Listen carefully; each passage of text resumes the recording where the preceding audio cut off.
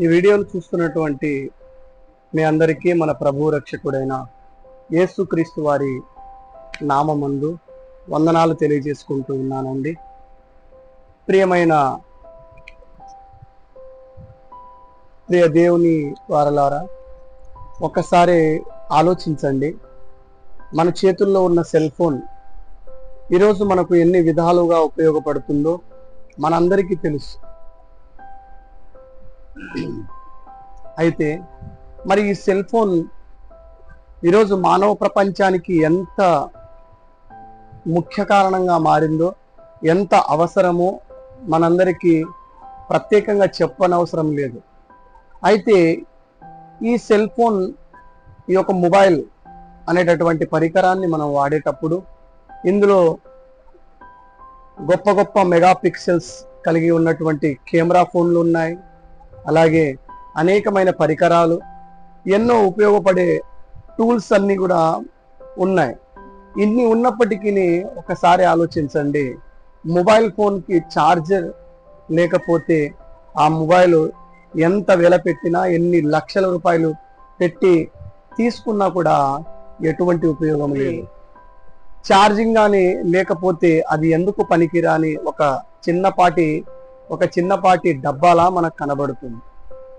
మరి అలాగేనండి మన ఆత్మీయమైనటువంటి జీవితంలో కూడా మనము ఎంత ఈ లోకంలో ఆస్తిపాస్తులు కలిగి ఉన్నా, ఎంత బలాన్ని కలిగి ఉన్నా, ఎంత అందాన్ని కలిగి ఉన్నా, మనము ఈ లోకంలో ఎన్ని వసతులను కలిగి ఉన్నా కూడా దేవుని యొక్క వాక్యము, దేవుని యొక్క ప్రార్థన, ఆయన యందు సహవాసము లేకపోతే ఎలాగైతే ఒక సెల్ ఫోన్, ఛార్జింగ్ లేని సెల్ ఫోన్ మరి ఎందుకు రానిదిగా కనబడుతుందో అలాంటిదేనండి ఆత్మీయమైనటువంటి జీవితం కూడా. కాబట్టి ఇందును బట్టి బైబిల్ గ్రంథంలో దేవుడు ఒక చక్కటి మాట రాయించాడు. ఈ సమయమందు దానిని మనము గమనించినట్లయితే ఒకసారి యోహాను సువార్త 15వ అధ్యాయము 5వ వచనం మనం ఒకసారి చూడగలిగితే మంచి మాట రాయబడి ఉంది. ప్రియులారా,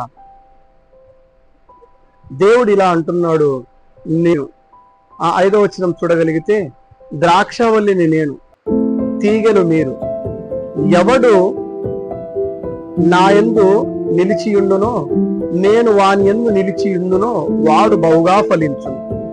నాకు వేరుగా ఉండి మీరేమీ చేయలేరు అని దేవుడు అంటున్నాడు. కాబట్టి ద్రాక్షవల్లి క్రీస్తు అన్నాడు. ఆయనకు అంటుకట్టబడినటువంటి తీగలుగా ఈరోజు మనము ఉన్నామా? ఒకసారి ఆలోచించండి.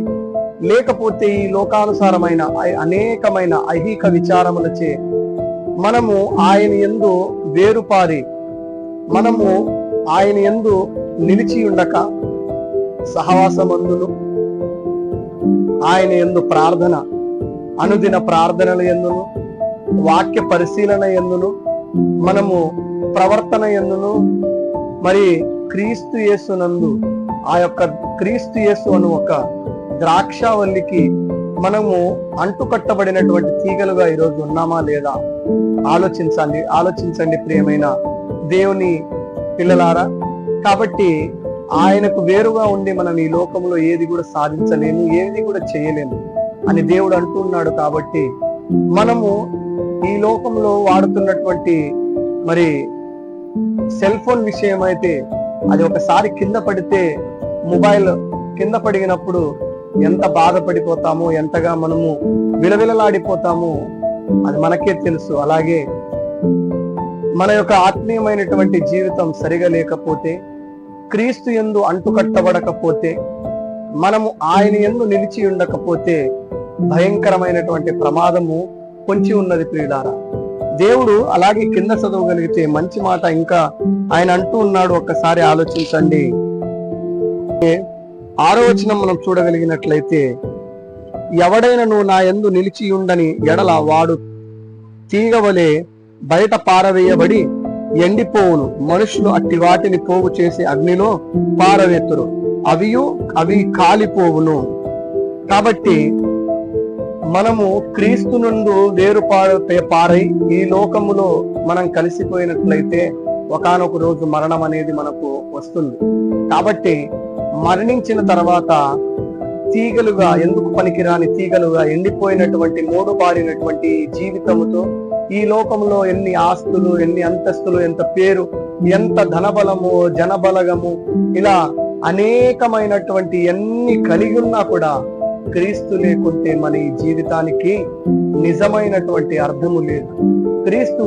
క్రీస్తును కలిగి ఉండటం అంటే ప్రార్థన చేసుకోవడం, అనుదినము ముమ్మారు ప్రార్థన చేయడం, వీలైనన్ని మార్లు ప్రార్థన చేయడం, వాక్యము చదవటం, సహవాసం కలిగి ఉండడం. మరి ఈ రీతిగా మనము క్రీస్తునందు అంటు కట్టబడినటువంటి తీగల వలె ఉండాలని కోరుకుంటూ ఈ వీడియోను చూస్తున్నటువంటి మనందరికీ యేసుక్రీస్తు వారి నామములో వందనాలు తెలియజేసుకుంటూ ఉన్నానండి. Thank you.